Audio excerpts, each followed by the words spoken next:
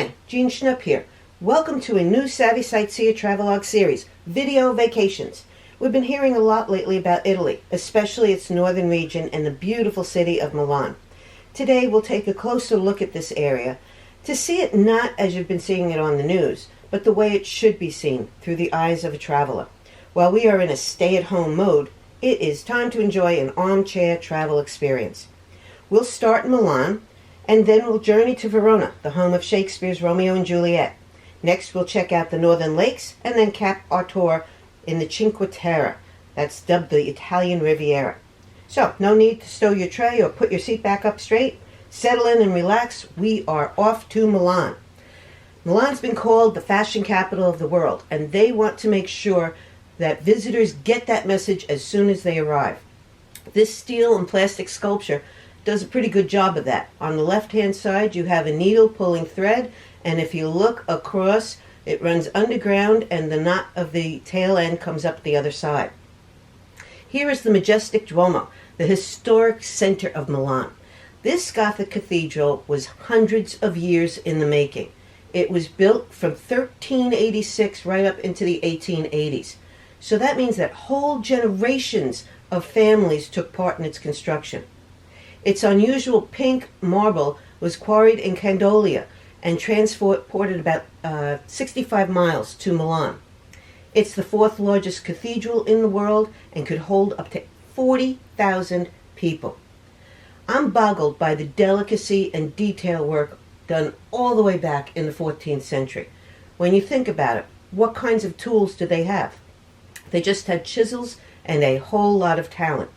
The marble is very beautiful, but unfortunately it's also very fragile and needs constant restoration. Reportedly, in a span of between 50 and 100 years, all the stones will have been replaced. To get a close-up view of the Duomo, I got creative and went up to the 7th floor outdoor cafe of La Rinascente across the square. This is Italy's oldest department store format, and it opened way back in 1917. But when I turned to walk away from this beautiful work of art and go back into the store, I was met with an artwork of a completely different type. Stunning shoes and bags highlighting Milan's status of a fashion capital, but these were made entirely of chocolate. Definitely, in my mind, too pretty to eat. Next door is Milan's version of the Smith Haven Mall. Named for the first king of Italy, the Galleria Vittorio Emanuele II. It was built in the late 1800s, and it is the oldest enclosed shopping mall in the world. It's also the first building in Milan to get electric light. It certainly doesn't look like any of our malls. There's a glass and steel vaulted ceiling, and here you'll find flagship stores, the very first Prada, Gucci, Louis Vuitton. Even the floor is fashionable with a stunning mosaic look to it. Urban folklore has it that if you place your heel in the bull, spin 3 times, you'll be sure to return to Milan. Judging by how well worn the spot is, a lot of people fall in love with Milan and want to ensure that they're going to return. At least one exit of the mall is a tribute to one of Italy's most revered sons, Leonardo da Vinci. He lived in Milan from 1492 to 1500 under the patronage of the ruling family, the Sforzas. He is considered to be one of the greatest of Renaissance men. Reliefs on his monument depict some of the disciplines that Da Vinci mastered: painting, sculpting, architecture, and civil engineering. He ultimately designed waterways and locks even to facilitate transporting that Candolia marble for the Duomo. At the base are said to be 4 of his favorite students. These serve as reminders that he also paid it forward by training new artists. A highlight for any traveler to Milan is the Church of Santa Maria delle Grazie. There they go to see one of Da Vinci's greatest works, The Last Supper. There are many symbols and secrets hidden in the scene, such as the calm central figure amid a storm of emotion around him, and Da Vinci's desire to set up groups or organize people in settings of 3. We're going to take a closer look at some of these hidden secrets in a little bit. Da Vinci's main talent was in creating depth. Even standing in front of this, it was hard to remember it was flat, that there are no arches. He used an experimental painting technique for this fresco, but unfortunately was a failure and has had many restorations since he finished the 3-year project in 1498. It is a huge fresco, about 30 feet by 15 feet. The cutout in the center at the bottom was originally an entrance to the monks' dining room. Although the church was heavily bombed in World War II, this wall remained standing thanks to the work of the Monuments Men. This group was highlighted in a movie of the same title starring George Clooney, and they actually did really exist and were tasked with trying to save treasures from destruction toward the end of World War II. They jury-rigged a scaffold of steel bars and sandbags around the wall. After the raid, as well as the wall opposite, with another important fresco, Giovanni Donati's 1495 Crucifixion, were still standing.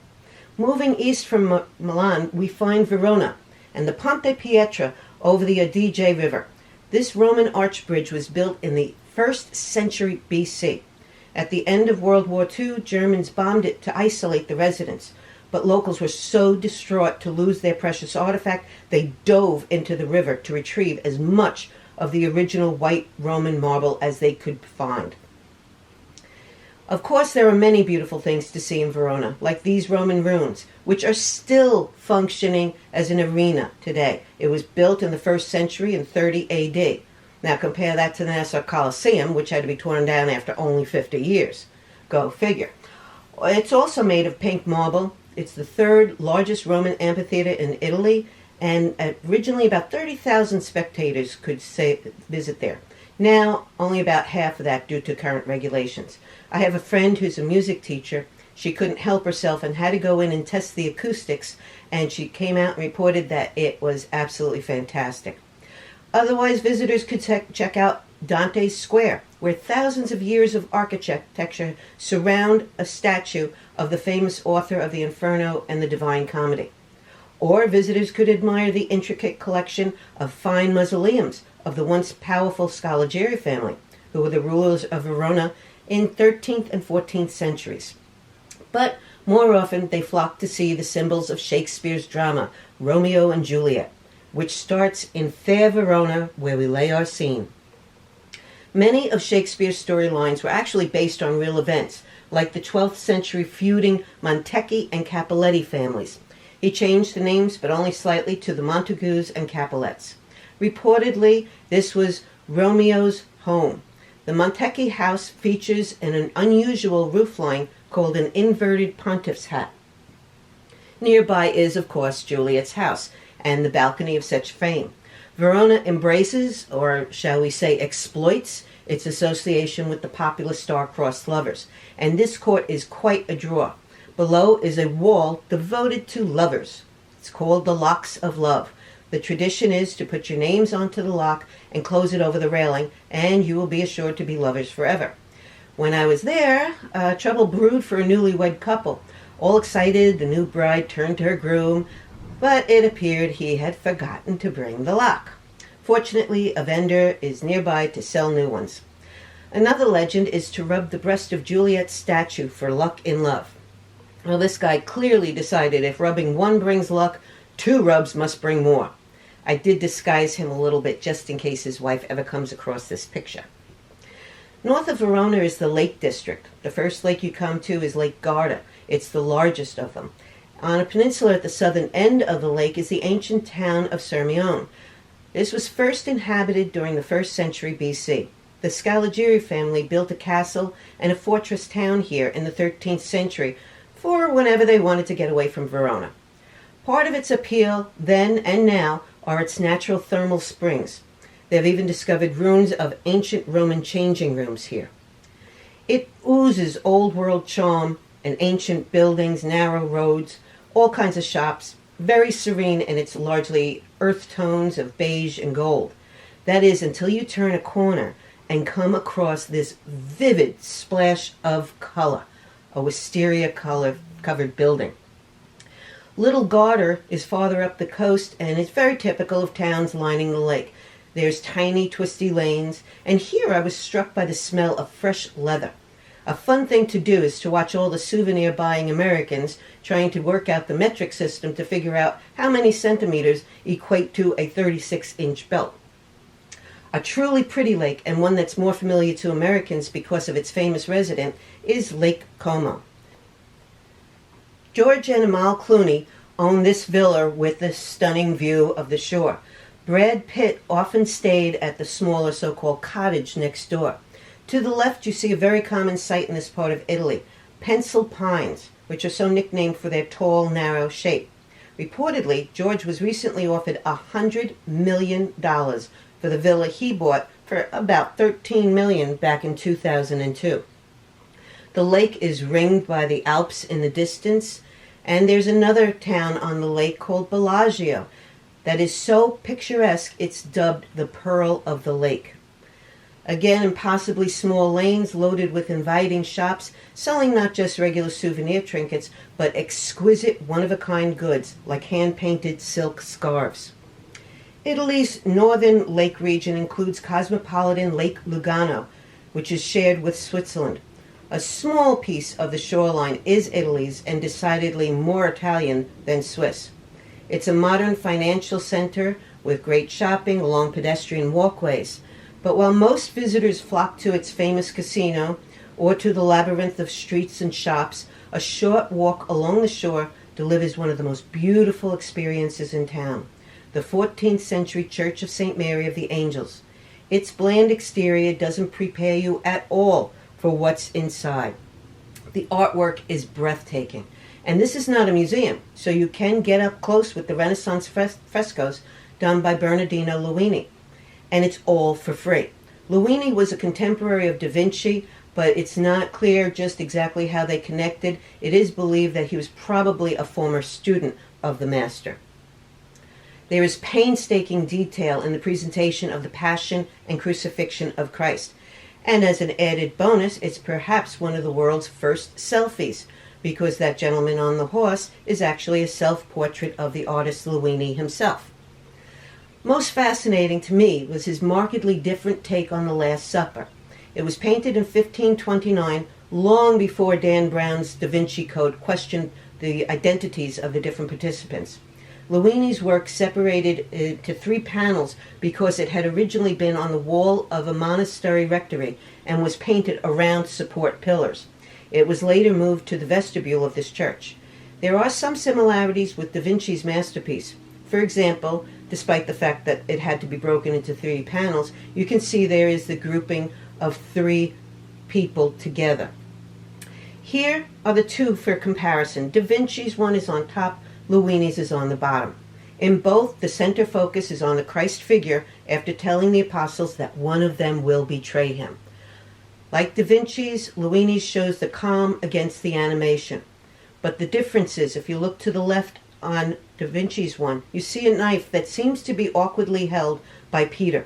Da Vinci was a known expert of anatomy, so it's quite unlikely that he would have painted it in such a strange angle. So that's led some people to question whether there perhaps was another apostle that you can't actually see in the particular scene. Also, there's the figure to Peter's right that you see there. In Da Vinci's, it's largely believed to be the Apostle John. However, because of the way that Luini portrayed it, some people have speculated that perhaps it is Mary Magdalene. Judas's placement is also interesting. In Da Vinci's, he's on the left of the screen, and he's holding his bag of silver. And you'll notice that the Christ figure has the hand that's facing him clenched, whereas the other one is in an open outreach. Now in Luini's, for some reason, he's put Judas on the other side. He is on the right.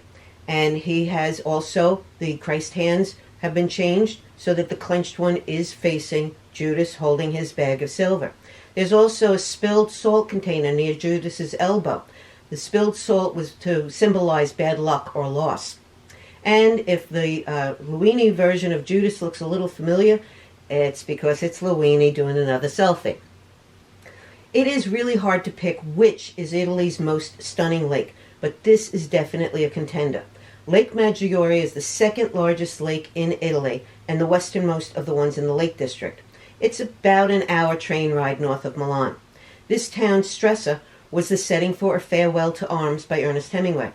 Its unique feature is a group of garden islands belonging to the Borromeo family, who are rich aristocrats. This family hit the trifecta of importance and are highly regarded in finance, politics, and religion.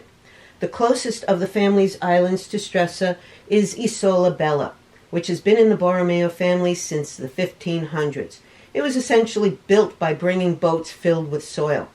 What had started as a simple concept of Count Carlo III's to build a small house with a delightful garden of citrus and flowers and a residence for the pleasure and recreation of my lady, the Countess Donna Isabella. Unfortunately for him, under his successor, Vitaliano VI, there was an entirely different take on what the island should look like, and it became a sort of over-the-top summer home. Building started in 1630, took about 40 years to finish, and this part of it is designed as a prow of a ship at full sail. Vitaliano's vision was to build a showy pleasure palace, a playground for the many noble guests who would visit. It was also designed to be both an entertainment center, but also a way to demonstrate the money and the power of the Borromeo family. The interiors are gorgeous, like this music room. History could have been changed here. There was a peace conference held in 1935 with representatives from Italy, the United Kingdom, and France, but they couldn't agree on how to control Hitler, and they could have otherwise changed the course of the war. Outside is even more fantastic with formal gardens. This was quite the hot spot in aristocratic social circles. In 1797, Napoleon, tired of waiting for an invite from the Count, invited himself. According to the current Principessa, the Count at the time refused to receive him and even reportedly left the island altogether. In letters from the estate's agent to the Count, Napoleon and his entourage showed up and were the house guests from hell. Napoleon evidently holds a grudge, and later he destroyed one of the Borromeo's mainland palaces, one that was especially important to the family, because it was there that one of the Carloses had been born. He was the nephew of Pope Pius IV, and himself went on to become the Archbishop of Milan and was made a saint in 1610. Along the way, he sold the family's title for charity, but that was later restored, and the family was even elevated to prince status, but essentially in name only. One of my favorite sights were the white peacocks that just roamed freely around the grounds. The current head of the family is Vitaliano XI. He became the prince in early 2015 when his father died. This landing dock has been pictured in recent years as the arrival spot for guests for his cousins' weddings. Although the island is generally accessible, it is still private and is closed to the public when the family wants it all to themselves for special events.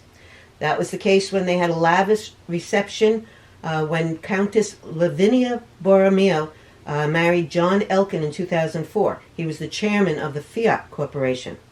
Again, it was closed for her sister Mathilde when she married German Prince Antonius von Fürstenberg in 2011. And more recently, in the summer of 2015, when Beatrice married Pierre, the grandson of Grace Kelly, heir to the throne of Monaco. Talk about power couples. The second island out is Isola Pescatori. Originally, this was designed as a rural retreat. Today, it's filled with delightful lakeside restaurants and, of course, packed with some souvenir shops. The third is Isola Madre. This one was designed as a garden getaway and was stocked with exotic birds. A palace here predates Isola Bella by nearly 100 years. There's also a wedding church here, but that can only be used by the Borromeo family. Across the lake from these is Verbana and the 40-acre Villa Taranto Botanical Gardens. A Scottish captain wanted to create the most impressive botanical gardens in the world, but he quickly realized his native Scotland wasn't the place. He roamed the world until he found this and bought a total of 100 acres of land in 1931. When he was done, he donated the property to the Italian state, but kept it as a living trust, and he lived there until 1964. He's buried on the grounds there. The villa is now used as government offices and so closed to the public, but the gardens are open to everyone. He certainly succeeded in establishing amazing gardens. There's over 80,000 blooming plants, lotus flowers, rhododendra. There's rare botanical selections. And parts of it were designed for symmetry, which is a very typical format for an Italian garden. And you can certainly say I had the perfect day for taking this picture. And the whole park is beautiful and a very restful and peaceful place to visit. Our last stop today is about a 3-hour train ride south of Milan to the Cinque Terre, also known as the Italian Riviera. These are 5 fishing villages lost in time because they were so isolated. Originally, the main access was only by boat, and it wasn't very easy for most of the villages. Eventually, a train tunnel was blasted through the mountains to connect the villages. Tourists today flock to see the quaint towns. Fortunately, city officials realized the value of keeping them as natural as possible and not giving in to commercialization. So now it's popular to take the train and stop at each village along the way, with the first one being Monterosa. This is famous for its pesto, its wine, and its olive oil. It is the only one of the 5 with a natural sandy beach, so it had the most accessibility by boat. Next comes Verona. This was badly hit in a flood in 2011. Rain and mud poured down from the hills and clogged this entire street. We'll skip the 3rd town for now and go on to the 4th, Manarola. I enjoyed the view here until I zeroed in on what was happening on the cliff right in front of me and realized that was rock diving into what appeared to me very shallow waters. The last of the towns is Rio Maggiore. Although there is a path that links each town called the Azure Way, some parts are quite rugged, in fact, basically unpassable, except for the little bit here that you can see just going around the edge of the mountain there. It's about a half-mile walkway from Manarola to Rio Maggiore, and it's been dubbed the Via dell'Amore, or the Love Way. A lot of people will train to Manarola, then walk the path to Rio Maggiore for the breathtaking scenery. From here, it's fun to take the ferry, which stops at each little village, all the way back up to Monterosa. And that gives you a different perspective to be able to see the towns from the sea and really appreciate this view of Cornelia. That was the middle town I'd skipped before. The train does stop here, but along the water at the bottom of the screen. Then there's about 380 steps switched back to get to the top of the town itself. The story goes that this is so colorful because fishermen painted their homes in different colors to be able to spot their houses easily from the water as they returned from the sea. So that makes this little town a natural for the cover of many picture calendars. I like to end all of my programs with the words of Dr. Seuss. Sometimes you don't appreciate the moment until it becomes a memory. And I like to add to that to say always remember to celebrate the moments and treasure the memories. If you want to see more of Northern Italy or any of my European destinations, you can go to my website. When libraries are again offering programs, you can check my programs tab to see where I'll be. Until then, visit the library site for more video vacations by Savvy Sightseer. Stay healthy, stay home. Ciao!